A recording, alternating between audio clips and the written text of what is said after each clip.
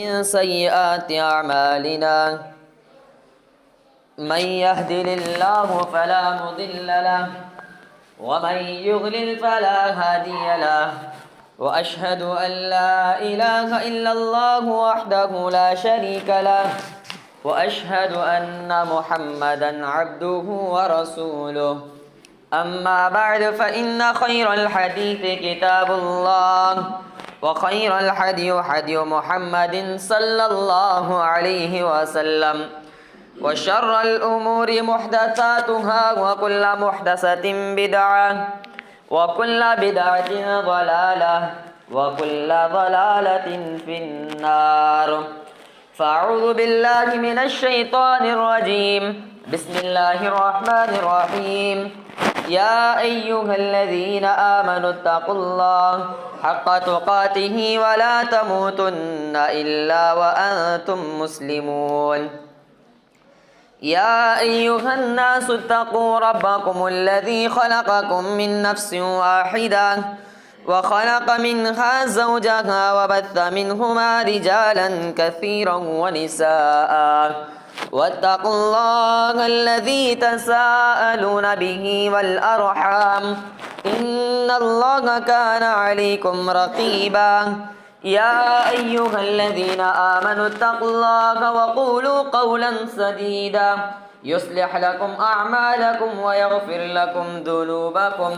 ومن يطع الله ورسوله فقد فاز فوزا عظيما. وقال تعالى في موضع آخر: وَلَنَبْلُوَنَّكُمْ بِشَيْءٍ مِّنَ الْخَوْفِ وَالْجُوعِ وَنَقْصٍ مِّنَ الْأَمْوَالِ وَالْأَنفُسِ وَالثَّمَرَاتِ وَبَشِّرِ الصَّابِرِينَ الَّذِينَ إِذَا أَصَابَتْهُم مُّصِيبَةٌ قَالُوا إِنَّا لِلَّهِ وَإِنَّا إِلَيْهِ رَاجِعُونَ. تمام قسم کی تعریف، کبریائی و بڑائی، حمد و ثنا اسی وحدہ لا شریک، احکم الحاکمین، خالق کائنات کے لیے لائق اور سزاوار ہے. ربنا ولک الحمد حمدا کثیرا طیبا مبارکا فیہ. اللہم انفعنی بما علمتنی وعلمنی ما ینفعنی وزدنی علما. بعد از تمام انبیاء اکرام پر درود و سلام و بالخصوص جناب محمد رسول اللہ صلی اللہ علیہ وسلم پر اللہم صلی وسلم بارک علیہ نبینا محمد صلی اللہ علیہ وسلم. حاضرین مجلس، آج کے اس خطبہ جمعہ کے اندر جس موضوع پر میں آپ کے سامنے لب کشائی کرنے والا ہوں وہ ہے حادثات سے حاصل ہونے والے چند اسباب. محترم حضرات، یقیناً اس بات کے اندر کوئی شک، کوئی شبہ نہیں ہے کہ اللہ رب العالمین نے جو انسان کو زندگی دیا ہے، یہ زندگی کی ایک اہمیت ہے، ایک زندگی کی فضیلت ہے. یہ بات امر محقق ہے کہ اللہ رب العالمین نے انسان کو جو زندگی دیا ہے، اس زندگی کی اللہ رب العالمین کے پاس بڑی اہمیت ہے، بڑی قدر ہے. یہی وجہ ہے کہ اللہ رب العالمین قرآن کریم کے اندر جگہ بجگہ اللہ رب العالمین نے انسانی زندگی کی اہمیت کو، انسانی زندگی کی فضیلت کو اللہ رب العالمین نے قرآن مقدس کے اندر اللہ تعالیٰ نے بیان کیا ہے. اور کیوں نہ ہو، کیونکہ انسان ایک معزز ہے، انسان ایک معزز اور اشرف المخلوقات میں سے ہے انسان، اور یہ کہ انسان اشرف المخلوقات میں سے اور اللہ رب العالمین کی عظیم مخلوق میں سے ہے. انسان اللہ رب العالمین کی عظیم مخلوق میں سے ہے، اسی لیے اللہ رب العالمین کے پاس حیات انسانی کی بڑی زیادہ قدر و قیمت ہے، حیات انسانی کی بہت ہی زیادہ اہمیت ہے. اسی کے پیش نظر اللہ رب العالمین نے کہا وَلَا يَقْتُلُونَ النَّفْسَ الَّتِي حَرَّمَ اللَّهُ إِلَّا بِالْحَقِّ. اللہ تعالیٰ نے کہا کہ تم میں سے کوئی کسی جان کو ناحق قتل نہ کرے. اس جان کو جس کو اللہ تعالیٰ نے حرام کہا ہے، اس کو ناحق طور پر کسی جان کو ناحق طور پر تم قتل نہ کرو. وَلَا يَقْتُلُونَ النَّفْسَ الَّتِي حَرَّمَ اللَّهُ إِلَّا بِالْحَقِّ. کسی ناحق جان کو جس کو اللہ تعالیٰ نے حرام کہا ہے اس کو تم قتل نہ کرو، الا یہ کہ حق کے ساتھ، الا یہ کہ حق کے ساتھ. اب حق کے ساتھ کا کیا مطلب ہے حق کے ساتھ کا مطلب یہ ہے کہ جس کے اوپر شریعت نے مواخذات لگائے ہیں، جس کے تعلق سے شریعت نے کہا کہ اگر وہ کسی کو قتل کرتا ہے تو اس کو بدلے میں قتل کیا جائے گا، یہ حق کے ساتھ ہے۔ جہاں پر شریعت نے کہا، شریعت نے جائز کہا ہے کسی کو قتل کرنے کو، وہ حق کے ساتھ ہے۔ اسی طرح سے اللہ رب العالمین کہتا ہے وَلَا تَقْتُلُوا أَوْلَادَكُمْ خَشْيَةَ إِمْلَاقٍ نَحْنُ نَرْزُقُكُمْ وَإِيَّاكُمْ۔ اللہ رب العالمین کہہ رہا ہے وَلَا تَقْتُلُوا أَوْلَادَكُمْ، تم اپنی اولاد کو قتل نہ کرو، خشیۃ املاق، فقر و فاقہ کے ڈر سے، محتاجگی کے ڈر سے اور غریبی کے ڈر سے تم اپنی اولاد کو قتل نہ کرو۔ اولاد کو قتل کرنے سے رب العالمین نے منع کیا ہے اس آیت کریمہ کے اندر۔ تو گویا کہ اس آیت کریمہ سے بھی انسان کی زندگی کی اہمیت، انسان کی زندگی کی قدر و قیمت معلوم ہو رہی ہے کہ اللہ تعالیٰ نے کہا کہ کسی کو قتل نہ کرو۔ پہلی آیت کے اندر کیا کہا؟ کسی کو ناحق طور پر قتل نہ کرو۔ اور اس آیت کے اندر اللہ تعالیٰ نے کیا کہا کہ تم اپنی اولاد کو فقر و فاقہ کے ڈر سے، مصیبت کے ڈر سے، غریبی کے ڈر سے تم اپنی اولاد کو قتل نہ کرو۔ گویا کہ اس آیت کریمہ سے بھی بات ثابت ہو رہی ہے کہ اللہ کے پاس انسان کی زندگی، حیات انسانی کی بڑی قدر و قیمت ہے، بڑی اہمیت ہے۔ اسی طرح سے اللہ کے نبی صلی اللہ علیہ وسلم کہتے ہیں اول ما یحاسب بہ العبد الصلاۃ۔ اللہ کے نبی صلی اللہ علیہ وسلم کہتے ہیں کہ کل قیامت کا دن سب سے پہلے جو حقوق اللہ میں سب سے پہلے جس چیز کا حساب لیا جائے گا، جس چیز کا سوال کیا جائے گا وہ ہے الصلاۃ۔ اور اس کے بعد اللہ کے نبی صلی اللہ علیہ وسلم کہتے ہیں وَأَوَّلَ مَا يُقْضَى بَيْنَ النَّاسِ، اور حقوق العباد میں سب سے پہلے رب العالمین جس چیز کا سوال کریں گے وہ خون کے تعلق سے سوال کریں گے۔ گویا کہ اس حدیث مبارکہ سے بھی انسان کی زندگی کی اہمیت ہمیں معلوم ہو رہی ہے کہ انسان کی زندگی کتنی زیادہ اللہ رب العالمین کے پاس معزز ہے، کتنی زیادہ اہمیت کے حامل ہے۔ اس آیت مبارک، اس حدیث مبارکہ سے بھی ہمیں معلوم ہو رہا ہے کہ کل قیامت کا دن حقوق العباد میں سب سے پہلے جس چیز کا اللہ رب العالمین سوال کرے گا وہ خون کے تعلق سے اللہ رب العالمین سوال کرے گا۔ میرے بھائیوں، لیکن یہ بات بڑے افسوس کے ساتھ کہنا پڑتا ہے کہ انسان کی زندگی کی شریعت اسلامیہ کے اندر بڑی اہمیت ہے، بڑی قدر و قیمت ہے، لیکن انسان ہے کہ اپنی زندگی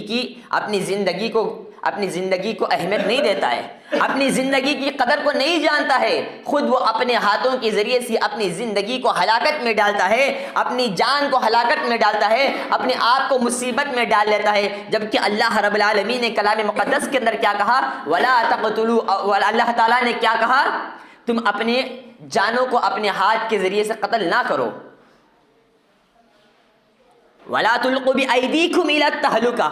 تم اپنے آپ کو ہلاکت میں مت ڈالو۔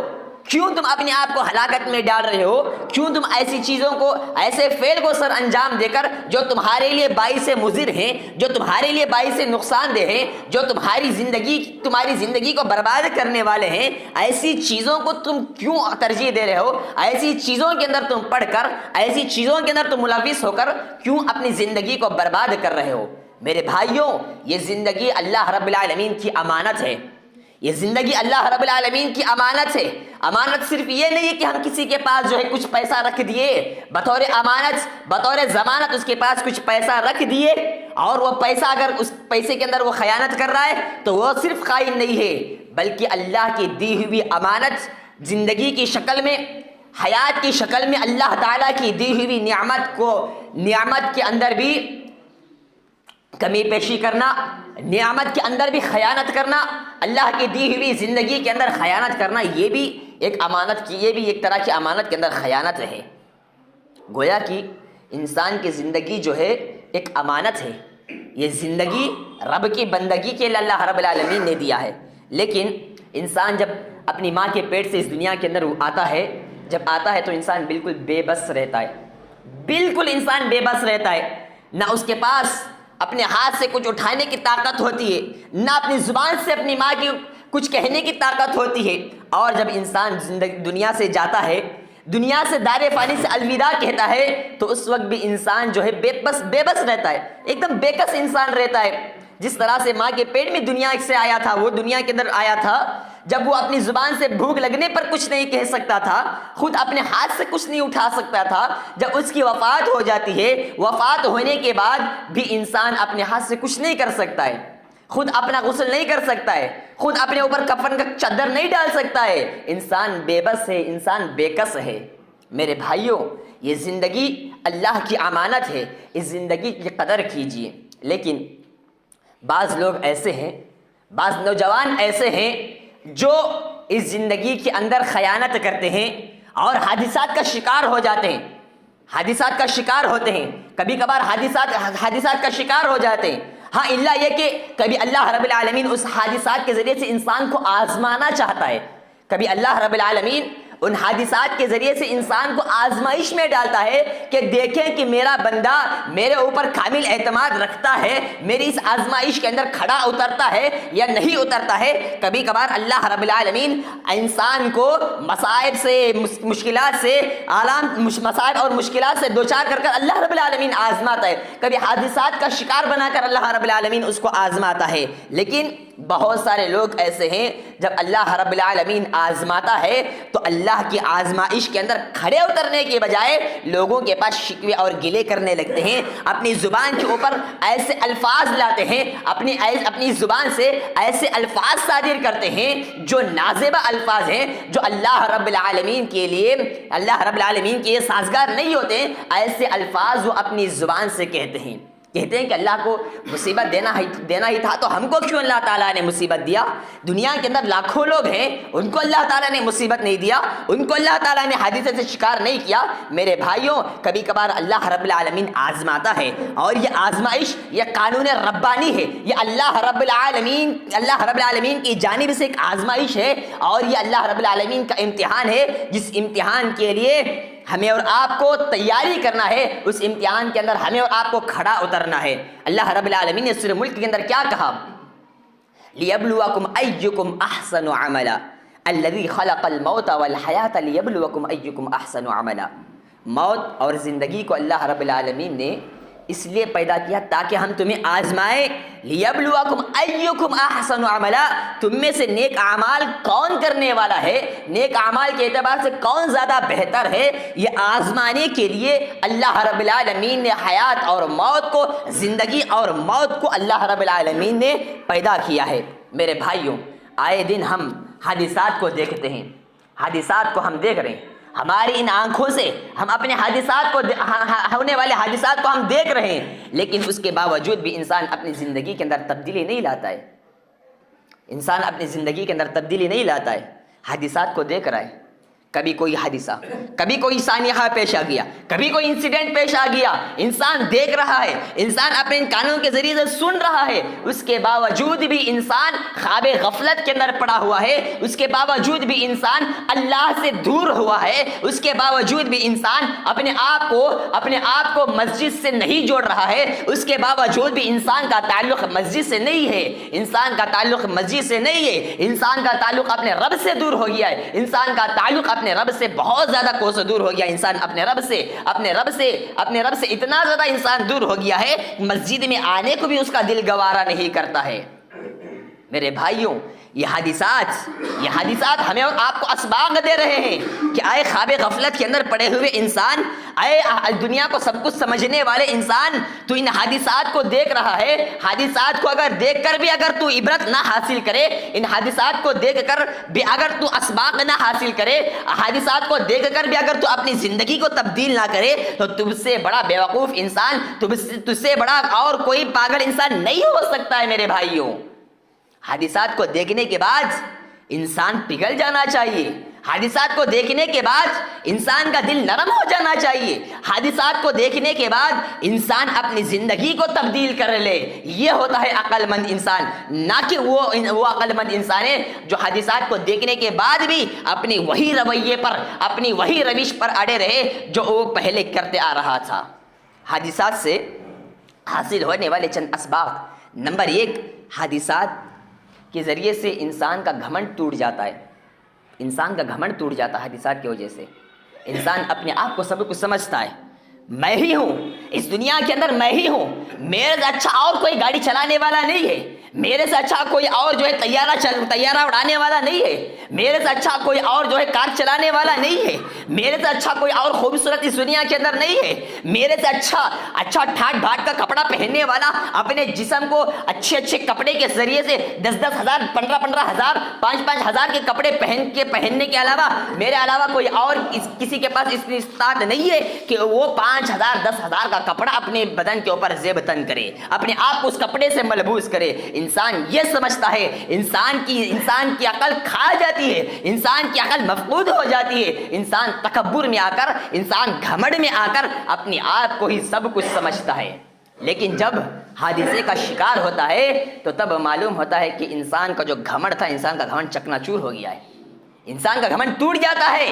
جب حادثہ ہوتا ہے، حادثہ ہونے کے بعد انسان جب بے کس اور بے یار ہو کر زمین پر گڑا پڑا رہتا ہے تو اپنی زبان سے یہی کہتا ہے کہ ہے کوئی مجھے پالی پلانے والا، ہے کوئی مجھے مدد کرنے والا، ہے کوئی مجھے اسپتال پہنچانے والا۔ اس وقت کہاں چلے گی آپ کا گھمنڈ؟ آپ کا گھمنڈ کہاں چلے گی؟ آپ کا گھمنڈ جو کپڑا، جس کپڑے کے اوپر آپ اترایا کرتے تھے، جو کپڑا پہن کر آپ کسی اور کو نیچا دکھایا کرتے تھے، جو کپڑا پہن کر آپ اپنے آپ کو ہی سب کچھ سمجھا کرتے تھے دنیا کے اندر، وہ کہاں چلا گیا آپ کا کپڑا؟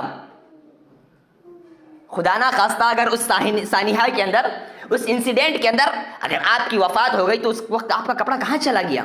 اس وقت کیوں آپ نہیں کہتے ہیں کہ مجھے اس دو کپڑے کے ذریعے سے، اس کپڑے کے ذریعے سے، اس کفن کے سفید کپڑے کے ذریعے سے مجھے مت لپٹو، مجھے میرا کپڑا لا کر مجھے دو، مجھے 10,000 کے کفن کے ذریعے سے لپٹو؟ اس وقت انسان نہیں کہہ سکتا ہے، اس کے پاس اتنی طاقت ہی نہیں ہے کہ وہ کہے۔ میرے بھائیوں، اگر انسان حادثے کے ذریعے سے اپنی زندگی کو نہ بدلے، اس تکبر کو نہ چھوڑے، تو اس انسان سے بڑا پاگل اور مجنون انسان کوئی اور نہیں ہو سکتا ہے۔ اور یاد رکھیے، یہ تکبر اللہ رب العالمین کو پسند نہیں ہے۔ اللہ رب العالمین نے کیا کہا؟ ان اللہ لا يحب من كان مختالا فخور۔ اللہ رب العالمین کسی تکبر کرنے والے شیخی کو اللہ رب العالمین پسند نہیں کرتا ہے۔ اللہ کے پاس وہ بندہ محبوب بندہ نہیں ہے اللہ رب العالمین کا جو انسان تکبر کرتا ہے۔ اسی طرح سے اللہ رب العالمین ان تکبر کرنے والوں کے بارے میں اللہ رب العالمین کہتا ہے فَادْخُلُوا أَبْوَابَ جَهَنَّمَ خَالِدِينَ فِيهَا۔ اللہ رب العالمین ان تکبر کرنے والوں سے رب العالمین کہے گا کہ اے تکبر کرنے والوں، اب تم جہنم کے دروازوں کے اندر داخل ہو جاؤ، یہ تمہارا جہنم، یہ تمہارا ٹھکانہ ہے، یہ تمہارا ہمیشہ ہمیشہ رہنے والا ٹھکانہ ہے، اب تم اس جہنم کے اندر داخل ہو جاؤ۔ میرے بھائیوں، شیطان کو دیکھیے، شیطان نے بھی تکبر کیا تھا، شیطان نے بھی تکبر کیا تھا، اس کا کیا نتیجہ ہوا؟ اللہ رب العالمین کے سامنے کہنے لگا کہ اے اللہ، تو نے مجھے آگ سے پیدا کیا، اس آدم کو تو نے مٹی سے پیدا کیا، میں آدم کو سجدہ کروں، میں آدم کو سجدہ کروں؟ جب اس کے اندر انا آ گئی، جب اس کے اندر انا کی خرابی آ گئی، جب اس کے اندر تکبر آ گیا تو اللہ تعالیٰ نے کیا کہا؟ قال فاخرج منها فإنك من الصاغرين، تو نکل جا۔ اللہ تعالیٰ نے اس کو دھتکار کر اللہ رب العالمین نے اس کو جنت سے نکال دیا۔ میرے بھائیوں، حادثات کے ذریعے سے ایک چیز حاصل ہوتی ہے، ایک سبق ہمیں جو ملتا ہے وہ تکبر ہے۔ تکبر سے اپنے آپ کو دور رکھنا، تکبر سے اپنے آپ کو دور رکھنا چاہیے۔ حادثے کے باوجود بھی اگر انسان اپنے آپ کو سب کچھ سمجھے، تکبر سے اپنے آپ کو ملبوس رکھے، تکبر سے اپنے آپ کو جوڑے رکھے، تو ایسا انسان اللہ رب العالمین کے پاس محبوب انسان نہیں ہے، ایسا بندہ اللہ تعالیٰ کا محبوب بندہ نہیں بن سکتا ہے۔ اسی طرح سے حادثے کے ذریعے سے دوسرا سبق ہمیں جو حاصل ہوتا ہے وہ زندگی کی قدر کرنا ہے۔ زندگی کی قدر کیجیے۔ یہ جو زندگی آپ کو ملی ہے نا، یہ جو زندگی آپ کو ملی ہے، اس زندگی کی قدر کر لیجیے قبل اس کے کہ آپ کے پاس موت کا پنجہ آپ کو آ جائے، موت کا فرشتہ آپ کے پاس آ جائے، ملک الموت آپ کے پاس آ کر آپ کی روح نکالنے، قبل اس کے کہ ملک الموت آپ کے پاس آ جائیں، آپ اس زندگی کو غنیمت جانیے۔ میرے بھائیوں، اس زندگی کے اندر رب کی عبادت کیجیے، اس زندگی کے اندر نیکیاں کیجیے، پھر کبھی خدا نہ خواستہ اگر تم کسی حادثے کے شکار ہو گئے تو اس وقت اس کے اندر اگر تمہاری جان چلی گئی، اگر تم وفات پا گئے، اس دار فانی سے کوچ کر گئے، تو قبر کے اندر تمہیں کام آنے والے تمہارے یہی نیک اعمال ہیں، تمہارے نیک اعمال تمہیں کام آئیں گے، تمہارا وہ وقت تمہیں کام آئے گا جس وقت کو تم نے اللہ تعالیٰ کی عبادت کے اندر گزارا ہوگا، جس وقت کو تم نے رب العالمین کے لیے دیا ہوگا، تمہارا یہی وقت تمہیں قبر کے اندر تمہیں کام آئے گا۔ اس کے علاوہ یہ تمہارا مال تمہیں کام نہیں آئے گا، تمہاری جائیداد تمہیں کام نہیں آئے گی۔ جب کسی حادثے کے اندر کوئی انسان شکار ہو جاتا ہے تو اس وقت اس کا مال کہاں پر اس کو کام آتا ہے؟ اس کا مال تو گھر کے اندر پڑا ہوا ہوتا ہے، اس کی اولاد بھی گھر کے اندر پڑی ہوئی ہوتی ہے۔ جب اس کی اولاد کو فون جاتا ہے کہ آپ کے فلاں جو ہے حادثے کے شکار ہو گئے ہیں، اس کو آتے آتے تک اس کا انتقال ہو جاتا ہے۔ میرے بھائیوں، یہ ساری چیزیں دنیا کے اندر ٹھاٹ پڑ جائیں گی، صرف آپ کے نیک اعمال آپ کو کام آ سکیں گے۔ حادثے کے ذریعے سے، حادثات سے دوسری چیز جو ہمیں حاصل ہوتی ہے، وہ انسان کو چاہیے کہ انسان اپنی زندگی کی قدر و قیمت کرے، قدر و قیمت کو جانے۔ اس لیے کہ اللہ کے نبی صلی اللہ علیہ وسلم کہتے ہیں اغتنم خمس قبل خمس، اللہ کے نبی کہتے ہیں کہ 5 چیزوں سے پہلے تم غنیمت جان لو، 5 چیزوں سے پہلے تم غنیمت جان لو۔ اس کے اندر اللہ کے نبی صلی اللہ علیہ وسلم نے کہا کہ حیات قبل موتک، اللہ کے نبی صلی اللہ علیہ وسلم نے کہا کہ تم اپنی جو زندگی تمہیں ملی ہے نا، جو زندگی اللہ تعالیٰ نے تمہیں دیا ہے، اس زندگی کو موت سے پہلے تم غنیمت جان لو۔ کامیاب ہو جائے گا وہ انسان اگر وہ اس حادثات سے عبرت حاصل کرتے ہوئے اپنی زندگی کے اندر تبدیلی لائے گا، اپنی زندگی کو رب کی بندگی میں گزارے گا، تو یاد رکھیے وہ انسان کامیاب ہو جائے گا وہ انسان۔ اسی طرح سے حادثات کے ذریعے سے جو تیسری چیز ہمیں اور آپ کو حاصل ہوتی ہے، وہ ہے کہ نیکیوں کے اندر سبقت کرنا چاہیے۔ نیکیوں کے اندر ہمیں اور آپ کو سبقت کرنا چاہیے۔ کب موت کا فرشتہ آ جائے، کب موت کا فرشتہ ہمارے جسم سے روح نکال کر لے چلے جائے، یہ کوئی نہیں جانتا ہے، نہ میں جانتا ہوں نہ آپ جانتے ہیں۔ آج اس مسجد کے اندر بیٹھے ہوئے جتنے بھی لوگ ہیں وہ اس بات کی گارنٹی نہیں دے سکتے ہیں کہ وہ مسجد سے صحیح سالم جو ہے مسجد سے باہر نکلیں گے۔ نہ میں اس بات کی گارنٹی دے سکتا ہوں، نہ آپ اس بات کی ضمانت دے سکتے ہیں کہ ہم صحیح سالم آپ گھر کو پہنچ جائیں گے، صحیح سالم میں اپنے جامعہ پہنچ جاؤں گا، میں بھی اس بات کی گارنٹی نہیں دے سکتا ہوں۔ میرے بھائیوں، اس حادثات کے ذریعے سے جو چیز ہمیں حاصل ہوتی ہے، تیسری چیز، وہ نیکیوں کے اندر سبقت کرنا ہے۔ اللہ رب العالمین نے کہا فاستبقوا الخیرات، اللہ رب العالمین نے کہا کہ نیکیوں کے اندر آگے بڑھو، جتنا ہو سکے تم نیکیاں کرو، کسی بھی نیکی کو تم حقیر مت سمجھو۔ کوئی بھی نیکی تم حقیر نہیں ہوتی ہے، چاہے چھوٹی سے چھوٹی نیکی بھی کیوں نہ ہو، اس نیکی کو تم کرو۔ ہو سکتا ہے کہ تمہارے خلوص اور للہیت کے ساتھ وہ نیکی کو سر انجام دینے کی وجہ سے وہی تمہاری نیکی رب العالمین کے پاس بہت زیادہ بڑی بن جائے، وہی اسی نیکی کے سبب اللہ رب العالمین تمہاری مغفرت کر دے، اسی نیکی کے سبب اللہ رب العالمین تمہیں اپنے نیک بندوں کے اندر، عباد الصالحین کے اندر اللہ رب العالمین آپ کو شامل کر دے، یہ کوئی نہیں جانتا ہے۔ اسی طرح سے حادثات کے ذریعے سے جو چوتھی چیز ہمیں اور آپ کو حاصل ہوتی ہے، وہ یہ ہے کہ غیب کا مالک صرف اللہ رب العالمین ہے، غیب کو جاننے والا صرف اللہ رب العالمین ہے۔ آج دنیا کے اندر بہت سارے لوگ دعویٰ کرتے ہیں کہ ہم غیب کو جانتے ہیں،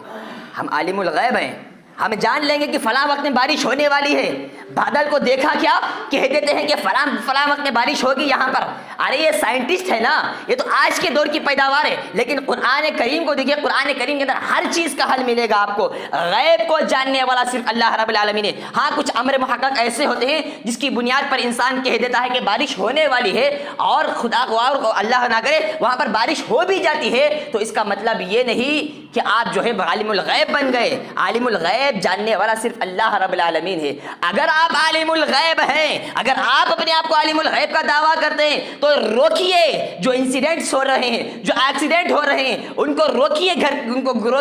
ان کو پہلے ہی جا کر کہیے کہ اگر آپ جائیں گے تو فلاں روڈ کے اندر فلاں وقت میں فلاں ٹائم میں فلاں جگہ پر آپ کا حادثہ ہو سکتا ہے، آپ حادثے کے شکار ہو سکتے ہیں، کیوں نہیں آپ روکتے ہیں؟ عالم الغیب صرف اللہ رب العالمین ہے، نہ نبی عالم الغیب ہے، نہ کوئی ولی عالم الغیب ہے، کوئی اس دنیا کے اندر عالم الغیب نہیں ہے۔ اگر اللہ کے نبی، اگر میرے نبی جناب محمد رسول اللہ صلی اللہ علیہ وسلم عالم الغیب ہوتے تو اللہ کے نبی صلی اللہ علیہ وسلم کو بنو نذیر نے اللہ کے نبی کو اس دنیا سے مٹانے کی جو ناپاک سازش انہوں نے کیا تھا، انہوں نے کیا سازش کیا تھا کہ اللہ کے نبی کو نیچے بٹھا کر اوپر سے ایک پتھر گرا کر اللہ کے نبی کو ہلاک کر دیں گے، اللہ کے نبی کا کام تمام کر دیں گے۔ اگر میرے نبی عالم الغیب ہوتے، میرے نبی، تو وہاں پر اللہ کے نبی صلی اللہ علیہ وسلم نہ جاتے۔ اگر نبی عالم الغیب ہوتے، حضرت عائشہ پر جو الزام لگایا گیا تھا اس الزام کے تعلق سے پہلے ہی کہہ دیتے کہ آئے لوگوں، تم جو میری بیوی پر تم الزام لگا رہے ہو، میری بیوی اس الزام سے میری بیوی بری ہے، اس بہتان تراشی سے میری بیوی بری ہے، پہلے ہی اللہ کے نبی صلی اللہ علیہ وسلم کہہ دیتے۔ اللہ کے نبی اللہ رب العالمین کلام مقدس کے اندر کہتا ہے قُلْ لَا أَمْلِكُ لِنَفْسِي نَفْعًا وَلَا ضَرًّا إِلَّا مَا شَاءَ اللَّهُ۔ اور آگے اللہ رب العالمین کہہ رہا ہے کہ اے نبی آپ کہہ دیجئے ان لوگوں سے،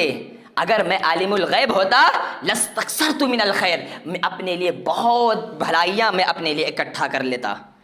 تو گویا کہ یہ بات معلوم ہوئی کہ اللہ کے نبی صلی اللہ علیہ وسلم عالم الغیب نہیں ہے۔ اور اللہ رب العالمین نے کیا کہا؟ ان اللہ عنہ علم الساعہ، علم غیب صرف اللہ رب العالمین کے پاس ہے۔ کب کہاں پر بارش ہوگی، مادر رحم کے اندر کیا ہو رہا ہے، مادر رحم کے اندر بچہ ہے یا بچی ہے، مادر رحم کے اندر اس کی ساخت کیسی ہے، مادر رحم کے اندر بچیوں کو روٹی پہنچانے والی ذات یہ اللہ رب العالمین کی ذات ہے، کوئی عالم الغیب نہیں ہے۔ آج دنیا والے کہتے ہیں کہ ہمارے پیر ہمارے بابا عالم الغیب ہے، نہیں میرے بھائیوں، عالم الغیب صرف رب العالمین کی ذات ہے، اللہ کے علاوہ کوئی عالم الغیب نہیں ہے۔ اگر ان کے پیر عالم الغیب ہیں تو کیوں ان کے پیر ان حادثات کو نہیں روک پاتے ہیں، ان حادثات پر روک تھام کیوں نہیں لگا پاتے ہیں؟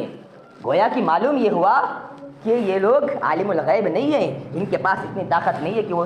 حادثات پر روک تھام رکھیں۔ اسی طرح سے سب سے آخری چیز جو ہمیں حادثات سے حاصل ہوتی ہے وہ ہے موت سے انسان کو غفلت نہیں ہونا چاہیے، موت سے انسان کو غافل نہیں ہونا چاہیے۔ موت ایک ایسی چیز ہے جب انسان اس کا نام سنتا ہے تو انسان کے رونگٹے کھڑے ہو جاتے ہیں۔ کیوں؟ جب انسان کی وفات ہو جاتی ہے تو وفات ہونے کے بعد انسان کا جو سب سے پہلا مرحلہ قبر ہوتا ہے، اس قبر کے اندر انسان کو کس طرح کی پریشانیوں سے انسان کو گزارا جائے گا، انسان پریشان ہو جاتا ہے، کیونکہ اللہ کے نبی صلی اللہ علیہ وسلم نے کیا کہا کہ قبر آخرت کی منزلوں میں سب سے پہلی منزل ہے۔ فَإِن نَجَا مِنْهُ فَمَا بَعْدَهُ أَيْسَرَ مِنْهُ، اگر اس کے اندر یہ کامیاب ہو گیا، اس قبر کے اندر یہ نجات پا گیا، اگر اس کے اندر یہ کامیاب ہو گیا تو آگے کی تمام منزلیں اس کے لیے آسان ہو جائیں گی۔ اگر یہاں پر یہ پکڑا گیا، یہاں کے امتحان میں ناکام ہو گیا تو آگے کی تمام منزلیں اس کے لیے دشوار ہو جائیں گی، کٹھن ہو جائیں گی۔ میرے بھائیوں، حادثات کے ذریعے سے ایک آخری چیز جو ہمیں، ایک آخری سبق جو ہمیں حاصل ہوتا ہے، موت سے انسان کو غافل نہیں ہونا چاہیے اور انسان کو آخرت کی یاد کرتے رہنا چاہیے، کیونکہ اللہ رب العالمین نے کیا کہا؟ کل نفس ذائقۃ الموت، ہر نفس کو موت کا مزہ چکھنا ہے۔ موت یہ نہیں دیکھے گی کہ آپ مالدار ہیں، موت یہ نہیں دیکھے گی کہ آپ اچھا ٹھاٹ پاٹ والا کپڑا پہننے والے ہیں، موت یہ نہیں دیکھے گی کہ ابھی یہ تو چھوٹا سا بچہ ہے۔ کتنے سارے حادثات آپ دیکھتے ہیں، کبھی کار کے اندر چھوٹے چھوٹے معصوم بچے جو دودھ پینے والے بچے ہوتے ہیں ان کا بھی حادثہ، وہ حادثے کا شکار ہو کر ان کی بھی وفات ہو جاتی ہے۔ ابھی آپ نے چند مہینے پہلے بھی آپ نے دیکھا تھا جو ایئر انڈیا کی جو فلائٹ گئی تھی لندن کے لیے، ابھی اڑان بھری تھی، اس کے اندر کے جو مسافر ہیں وہ بھی چلے گئے، ان کو معلوم نہیں تھا کہ اب ہماری وفات ہونے والی ہے، پل بھر کے اندر سب برباد ہو گیا۔ ابھی کل یا پرسوں کا واقعہ دیکھیے، موقع، چار لوگ گھائل ہو گئے، اب پتہ نہیں اس کے اندر کتنے سارے لوگ وفات پا گئے، کتنے سارے لوگ رفیق اعلیٰ سے جا ملے۔ میرے بھائیوں، یہ موت کبھی بھی جو ہے کسی کے ساتھ بھی بھلائی نہیں کرتی ہے۔ ابھی سعودی عرب کا واقعہ دیکھ لیجئے، سعودی عرب کے اندر بس میں بیٹھے ہوئے 42 لوگ سوچے بھی نہیں تھے کہ پل بھر کے اندر جو ہے خاک میں مل جائے گی،